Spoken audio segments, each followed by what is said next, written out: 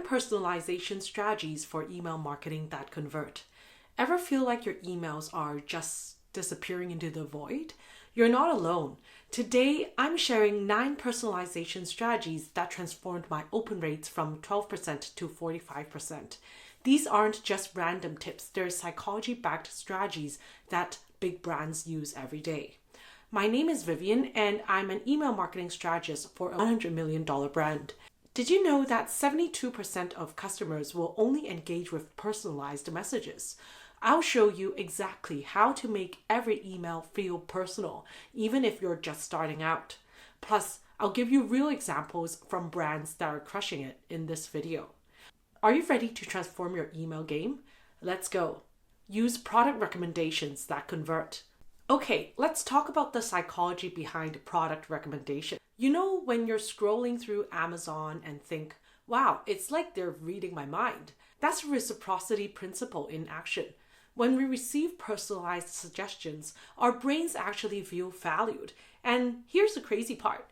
We want to return that feeling by making a purchase. But here's what's actually happening in most businesses now. They're just blasting the same products to everyone. I know, right? I've been working for a $100 million brand. One of the things we did was tagging each subscriber with what they have bought before. Then we send emails that sends them with more related product recommendations. This increased the click-through rate, CTR, for daily email newsletters from 1% to as high as 4.8%, which is higher than industry average. Or say you're a small fashion boutique. The subscribers just aren't clicking on your emails. You can use this simple personalization strategy. Here's what you can do. Step number 1, tag every product and classify them based on style preferences, whether it's boho, classic, or sporty. Step number 2, track what each customer bought. Step number 3, create email segments based on style preferences. And step number 4, set up automated recommendation emails. For example, when a customer bought a boho dress, you can send them an email featuring 3 similar styles: boho pants, boho t-shirts, and boho hats. The theory is that if they like a boho dress, they're likely to like some other things that's boho styled. Not just random products, items that match exactly their tastes. Your customers will start leaving comments like, "It's like you know exactly what I want," and your email click rates will increase. Now, I know what you're thinking, but I don't have Amazon's budget. I don't have enough customer data. This sounds way too complicated. Let me stop you right there. Here's your exact game plan. Start with just 3 product categories. Step number 2, track your next 10 customers' purchases and see what they bought, which style of category do they belong to. The next step, recommendation emails for a similar style or a similar purchase. The psychology here is so powerful. People crave recognition. When you show them products that match their style, it creates what we call the mirror effect. They feel seen and understood. The secret is to make it feel like a friend's recommendation, not just someone who's trying to make a pushy sale. Remember, you don't need fancy tech. You don't need big budgets. You just need to pay attention to what your customers love. Now, watch what happens when we combine this with strategy 2. Strategy number 2, use subject lines that get clicks. Let me show you something wild. So, generic email subject line could be special coffee discount. A personalized one would say, Sarah, using the person's first name, your favorite latte, what they like, is waiting. Here's the psychology behind it. We're tapping into what's called the cocktail party effect. You know how you instantly notice when someone calls out your name across a crowded room. Same thing happens in your subscribers' inboxes. Now, let me share what Starbucks did that blew my mind. Instead of just blasting coffee deal to everyone, they started sending emails like, John, your usual caramel macchiato misses you. See what they did there? This approach not only grabs attention, but also makes the customer feel valued and understood. But I know what you're thinking. I don't have enough customer data to personalize subject lines effectively. My email marketing platform doesn't support personalization features. Customers might find personalized subject lines intrusive, or personalization won't make a significant difference in open rates. Here's what you should do to tackle these. First, collect the data.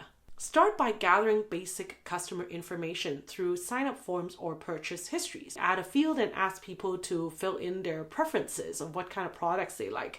Even minimal data can be leveraged for personalization. Step number 2, use your platforms. Most email marketing platforms offer these kind of personalization features now. Explore your platform's capabilities or consider switching one that supports personalized subject lines where you can compare and do A/B testing to see what kind of personalization works the best. The next step is customer perception. When personalization in subject line is used properly, then it enhances the customer experience because they start seeing subject lines that are related to them. You'll need to make sure that the personalized content is relevant and adds value to the recipient. Studies have shown that emails with personalized subject lines are 26% more likely to be opened, indicating a significant positive impact. So it's definitely something you want to try. Here's your action plan. Number 1, collect first names in your opt-in forms. This is the minimum thing that you should have. Craft dynamic subject lines. Use placeholders in your email platform to insert personalized elements, such as the recipient's name. The next step, test and analyze. Conduct these A/B tests with personalized versus non-personalized subject lines to measure the effectiveness and analyze those open rates and adjust your strategy accordingly. Then, afterwards, you can scale your personalization efforts for those subject lines. And then you can start collecting more customer data on your sign-up forms or through surveys to personalize those subject lines further. For example, it could be their preferences on the products, the time that they last bought, and things like that. You can start tailoring product recommendations and personalize the send times for them. This works for any kind of business. If you own a gym, you'll want to send out an email saying, Maria, ready for another amazing yoga class, if they just went to a yoga class and their name is Maria. If you own a bookstore, you'll say, Alex, based on your last mystery novel. And if you own a restaurant, you'll want to say, Tom, your favorite pizza in 3, 2, 1. You can also do that kind of subject line. So here's a quick warning though. Don't get creepy with it. There's a fine line between personalized and stockish. The key is to be helpful, not scary. Test this tomorrow. Take your next email and create 2 versions. One with generic subject line and the other one using their first name. You'll definitely see a difference. Speaking of testing, wait until you see strategy number 3. It's my favorite one yet. Strategy number 3, dynamic content that converts. Okay, so this one's a game changer. How Netflix shows you different movie thumbnails based on what you like. We're bringing the same magic to emails. So you have 2 emails here using the same product but different vibes. One shows a family using the product, the other one shows a business person. And the cool part is each person only sees the version that matches their lifestyle. A leading American lifestyle brand specializing in casual clothing and home furnishing reimagined its email marketing by delivering fully personalized content and recommendations. So they analyzed their on-site interaction and they tailored their email content based on their subscribers' individual preferences, resulting in a significant increase in visits from their emails to their website, and this improved the open rates and click rates of their emails. So here's the psychology behind this. Your brain has something called the von Restorff effect. Basically, you notice things that feel personally relevant and everything else is just noise. Now, I know what you're thinking. This sounds expensive, creating all these personalized content. Subscribers might find personalized content intrusive. I have data privacy concerns related to collecting and using subscriber information, but actually here's what you should do about them. First, utilize these email marketing platforms that offer dynamic content features, so it helps to streamline the personalization process. Like Klaviyo or Customer.io are some of my favorites. If you're feeling like the emails might feel intrusive, then you can make sure that your personalization adds value by aligning the content with the subscriber's interests, enhancing their experience. When you're concerned about data privacy concerns, you don't have to worry about that because just be transparent about the data usage and provide options for subscribers to manage their preferences. Studies have shown that personalized emails deliver 6 times higher transaction rates, so you'll get more sales from that. And for an 8-figure brand, we implemented dynamic content personalization. in the online gaming industry. By analyzing the user's behavior and preferences, we tailored email content to feature games and promotions relevant to each subscriber. This approach led to a 25% increase in click-through rates and a 15% boost in revenues from email campaigns. So how can you apply this? Let me show you the easy way to use this strategy. First, segment your audience.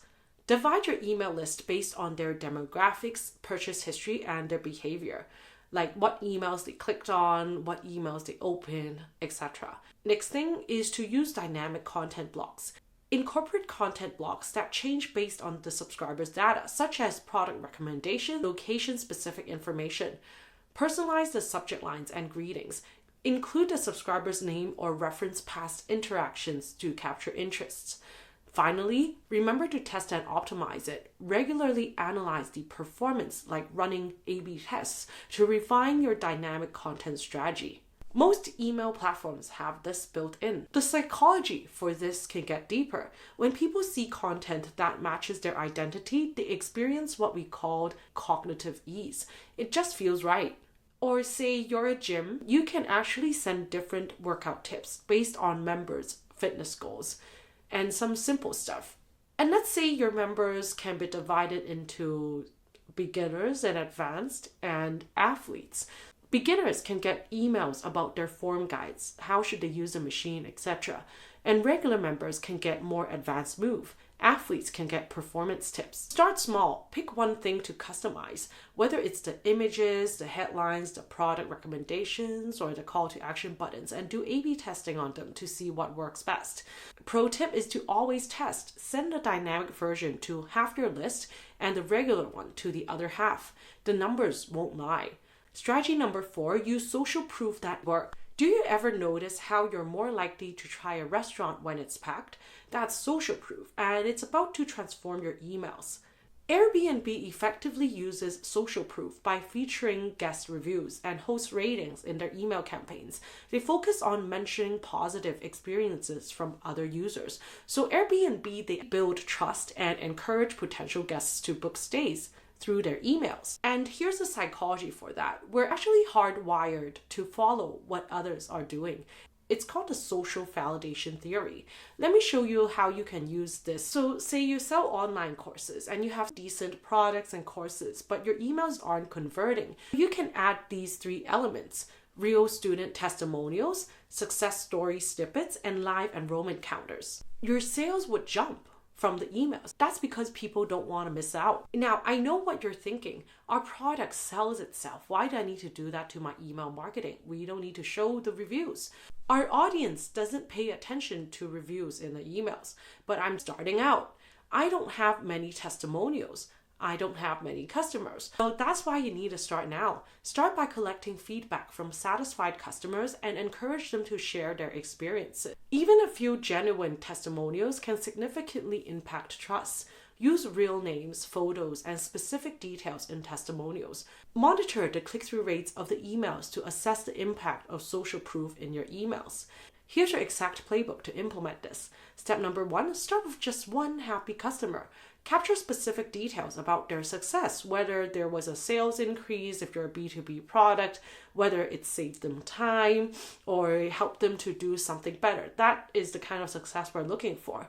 The next step is to turn it into a mini story. The last step is to sprinkle these stories across those different emails that you're sending out. So the key to this is to be super specific. Don't just look for testimonials and reviews that say great products. You want reviews, or even prompt your customers to give you reviews that are in more detail, such as I increased my sales by 25% in 30 days. So the psychology here is brilliant. When we see someone like us succeeding, our brain goes, hey, I could do that too. A quick hack to this is start collecting testimonials right now. Send a quick email to your best customers asking, what specific result can you get? What was your biggest surprise? What would you tell someone considering buying? A pro tip is to try to use real images and videos when you're showcasing these testimonials and reviews, not just stock images that you can find online.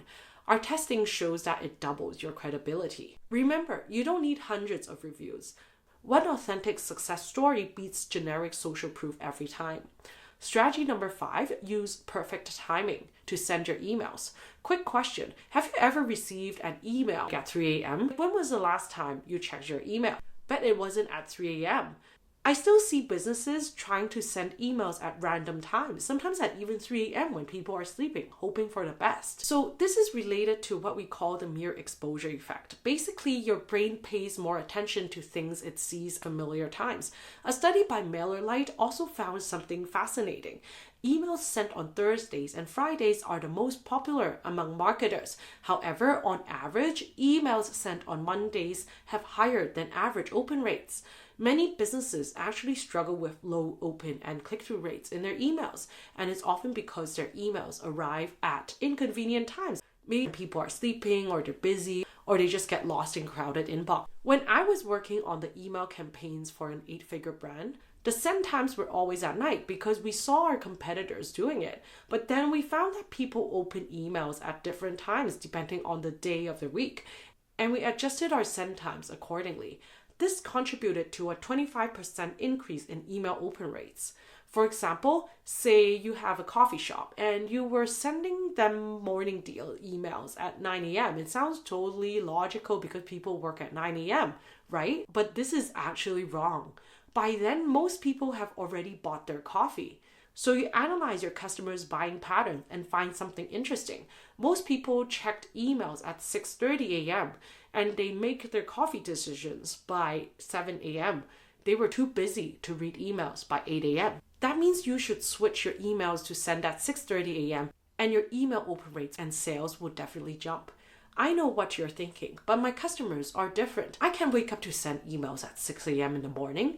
What about different time zones? So here's a quick experiment for you. Send the same email at 6 a.m., 11 a.m., 3 p.m., or some at night.